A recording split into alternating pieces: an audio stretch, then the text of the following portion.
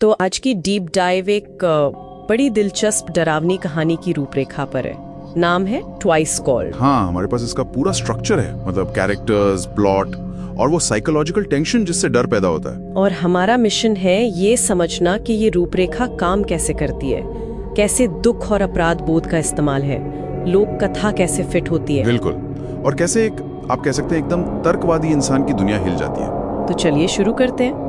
कहानी का जो मुख्य पात्र है अनिक। हाँ, अनिक कलकत्ता का आर्काइविस्ट है, बिल्कुल लॉजिक पर चलने वाला। वो अपने गांव लौटता है पश्चिम बंगाल में अपने छोटे भाई रोहन के श्राद्ध के लिए। अच्छा, और यहीं से मतलब कहानी का इमोशनल कोर्स शुरू होता है ना? तो रोहन की मौत। हाँ, बाढ़ में डूबने से। और अनिक इसके लिए खुद को जिम्मेदार मानता है। क्यों, मतलब क्या हुआ था? क्योंकि जब वो हादसा हुआ तो अनिक का ध्यान रोहन पर नहीं था, वो शायद अपने फोन पर था या कुछ और। ओहो, तो ये गिल्ट या अपराध बोध ये कहानी के साथ चलता है। बिल्कुल। और गांव का माहौल भी इसे और बढ़ाता है। भारी मानसून, बाढ़ का पानी बढ़ रहा है। हाँ, वो एक एहसास जैसे सब कुछ बंद हो रहा है, घुटन हो रही है। बिल्कुल, जैसे अनिक के अंदर जो दुख का तूफान है वही बाहर दिख रहा है। सही। तो इस माहौल में उसे मिलती है लोक कथा। हाँ, उसकी दादी बताती है निशी डाक के बारे में। निशी डाक, ठीक है, ये एक खतरनाक आत्मा है। लोक कथा के हिसाब से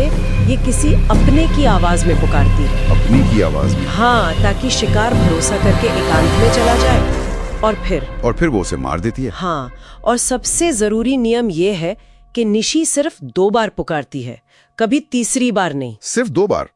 ये बड़ा स्पेसिफिक नियम है। तो अनीक जो तर्कवादी है वो क्या करता है? वो इसे जाहिर है अंधविश्वास कहकर खारिज कर देता है। उसके लिए ये सब बकवास है। लेकिन उसका ये जो तर्कवाद है, क्या ये अपराध बोध के सामने टिक पाता है?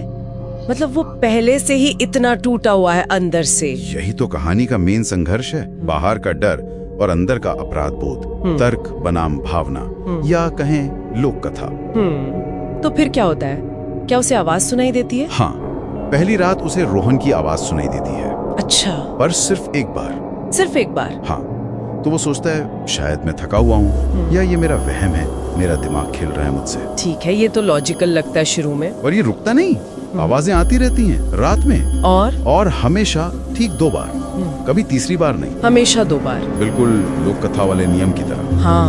और यही पैटर्न है जो अनेक के विश्वास को, उसके तर्क को हिलाना शुरू कर देता है। अब उसका लॉजिक थोड़ा डगमगाने लगता होगा। बिल्कुल। इसी बीच दादी भी अपने उपाय करती हैं। घर के दरवाजे पर पत्ते बांधना, अनेक के बिस्तर के पास नमक का घेरा बनाना। प्रोटेक्शन के लिए? हाँ, सुरक्षा के लिए।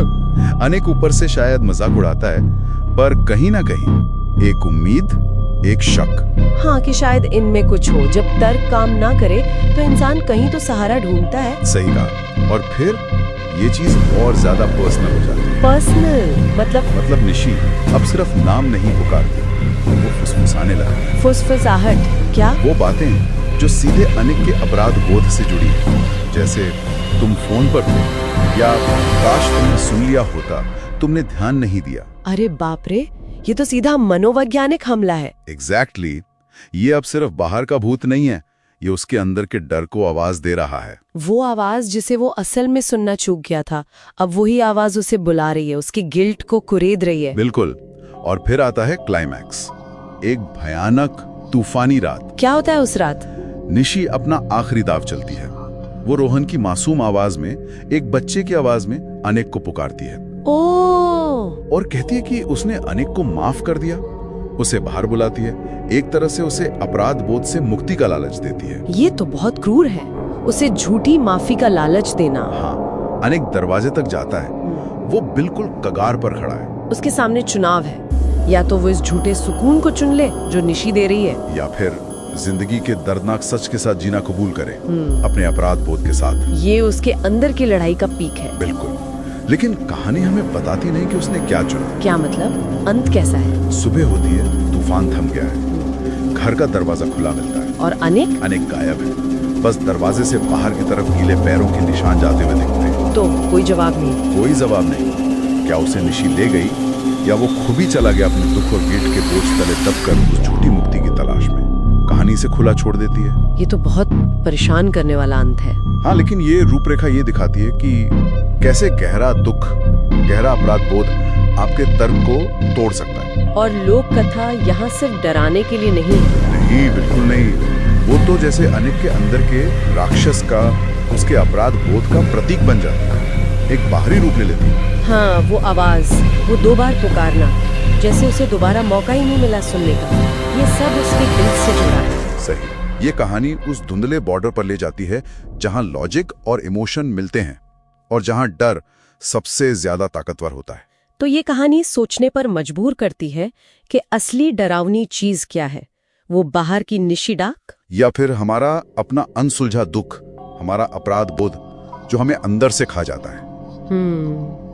क्या होता है जब हम अपने दर्द का सामना करने से बचते हैं? शायद वो अनकही, अनसुनी आवाजें ही सबसे ज्यादा डराती हैं। बिल्कुल, वो आवाजें जो हमारे अंदर से आती हैं, जिन्हें हम खुद भी सुनना नहीं चाहते।